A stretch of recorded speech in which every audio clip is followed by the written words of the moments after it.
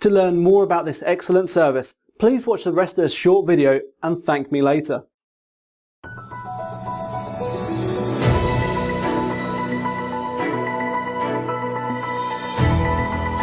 Hello everyone from Swanky Studios.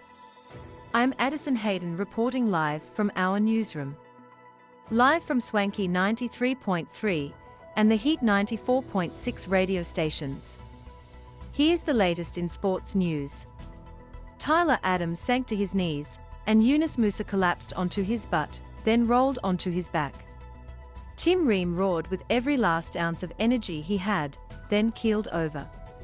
They and a dozen teammates had all just suffered, as Adams and Musa said, for 107 minutes at the Al Thumama Stadium on Tuesday night. Some had run more than 21 miles over 3 World Cup games. They crumbled to Qatari grass because the final whistle on their 1-0 win over Iran had been such a relief, Musa said.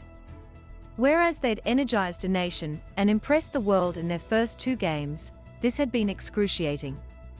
But it also showed once again why this USMNT is a legitimate semi-final threat at the 2022 World Cup, because, over 300 minutes of soccer here, they've been nearly impenetrable. Doha, Qatar, Tyler Adams sank to his knees, and Yunus Musa collapsed onto his butt, then rolled onto his back. Tim Ream roared with every last ounce of energy he had, then keeled over. They and a dozen teammates had all just suffered, as Adams and Musa said, for 107 minutes at the Al Thumama Stadium on Tuesday night. Some had run more than 21 miles over 3 World Cup games. They crumbled to Qatari grass because the final whistle on their 1-0 win over Iran had been such a relief, Musa said. Whereas they'd energized a nation and impressed the world in their first 2 games, this had been excruciating. But it also showed once again why this USMNT is a legitimate semi-final threat at the 2022 World Cup, because, over 300 minutes of soccer here, they've been nearly impenetrable. Their 9 most valuable players, per transfermarkt, are midfielders or attackers. Their biggest weakness heading to Qatar, on paper, was their centre-backs. And yet, while they struggled to score throughout the group phase, they conceded 0 goals from open play. They've kept multiple clean sheets at a World Cup for the first time since the inaugural tournament in 1930. Their solidity has been built around 2-man bun-wearing centre-backs and a goalkeeper, who didn't earnestly pick up the sport until age 16. But its story is broader. Defending is a collective entity, head coach Greg Berhalter said. It takes 11 players. It takes a ferocious midfield and a tireless front 3 that, as England manager Gareth Southgate said, make it so difficult to play through and get at their defence.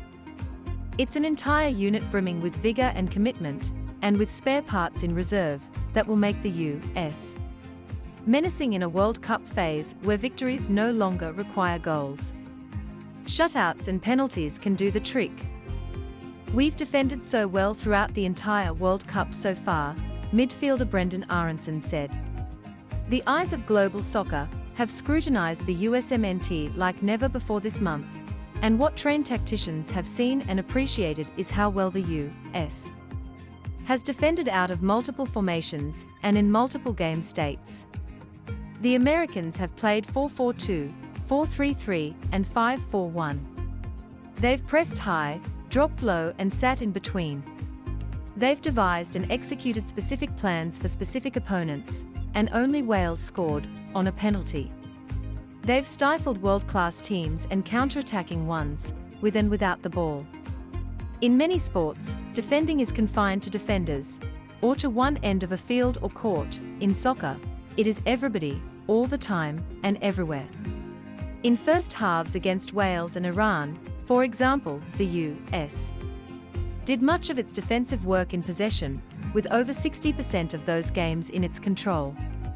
The Americans circulated the ball, and often counter-pressed, when they lost it, meaning that rather than retreat into a defensive shape, they pounced on the opponent before it could transition into an attacking shape, and therefore stayed on the front foot. On Tuesday in particular, the USMNT got fullbacks high and pinned back the Iranian wingers. For semi-extended stretches of the first half, Iran had no counter-attacking outlet. A defender would win the ball, then immediately lose it, and the U.S. would come again. Pressure accumulated. The U.S. also emphasizes rest defense, the positioning of players while in possession to be able to cope with counters when possession is lost. It's making sure the whole team's organized when we're attacking, centre-back Cameron Carter-Vickers said Tuesday, so that when Iran tried to break, the U.S. was comfortable. Adams spoke about it before the Wales game as well. When we have the ball, we're already thinking about which attackers are a threat, and what poses the biggest threat, the spaces that we need to defend in behind, he explained. As the defensive midfielder, while teammates are attacking, his head is constantly twitching left and right, glancing over his shoulders, keeping tabs on opponents. And he is perhaps the single biggest reason for the USMNT's unyielding defense. He has played every minute of every match and run 23.5 miles in total, according to FIFA tracking data. He has covered every blade of grass, sprinting at high speeds more than any other player. He makes everyone's job a little bit easier with the amount of ground he covers, Tim Ream raved. His energy, his tenacity, his work rate. It's just incredible what he does on a football pitch. But Adams, the captain, would be the first to say that this is not about him. It's about him and Turner, Carter-Vickers, Ream, Musa, Weston McKennie, Tim Weah, Josh Sargent, Christian Pulisic, Walker Zimmerman, Sergino Dest, Anthony Robinson and everybody else who's seen the field. I mean, I don't want to give credit to just the defense, DeAndre Yedlin said when asked specifically about the defenders. It's the whole team. Berhalter has said many times that, even for his forwards, defending is an integral part of the job description. It's why Jesus Ferreira, a pressing monster, seemed for a while to be his preferred striker. The striker and wingers trigger the USMNT's press, and they were critical against England, walling off passing lanes into the English midfielders. The U.S. midfield, whose athleticism stacks up with any in the world, then bolsters the press. All three of Musa, McKennie and Adams are superb second ball winners.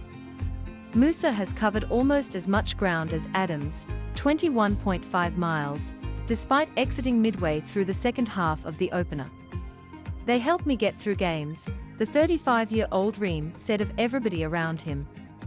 And they help me feel young, and feel like I can keep going. Ream, in turn, has helped them survive onslaughts after more than a year away from the team. The grandpa of the group, as Adams dubbed Ream, didn't expect to be here, involved in a World Cup, he admitted.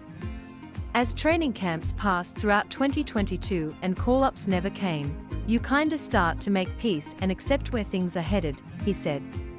But his form with Fulham in the English Premier League earned him a recall. He arrived just in time to shore up a back line decimated by injuries. He has played every minute in Qatar and been borderline flawless. He, like the rest of the USMNT, spent the final 15 minutes of the Iran game under siege. But when he looked around, at what had been the youngest starting lineup of any at this World Cup, there was a calmness about the team, Ream said. There was almost an ease with which we were able to deal with a lot of the situations. Obviously there's gonna be moments where things get a little bit squeaky. But I looked around, and everybody had calm faces on. No one was breathing heavy, with panic in their eyes. Guys came on and did their job brilliantly. Berhalter cited determination and an extreme amount of effort and resiliency as other factors. That was one of those games, Adams said, where you can look to the left and look to the right, and you got someone that's battling for you. Saturday's match, in the round of 16 against a Netherlands team similarly strong in defense, but faulty in attack, will surely be another one. And if the defensive line continues to hold, there's no telling how many more there might be. We're a team, Musa said, that are looking to go all the way. And that's your sports report for Wednesday, November 30th. I'm Addison Hayden reporting live from Swanky 93.3 and the Heat 94.6 radio stations.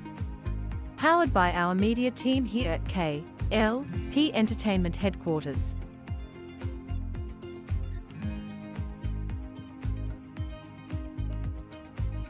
Thanks for watching. I hope you got a lot from it.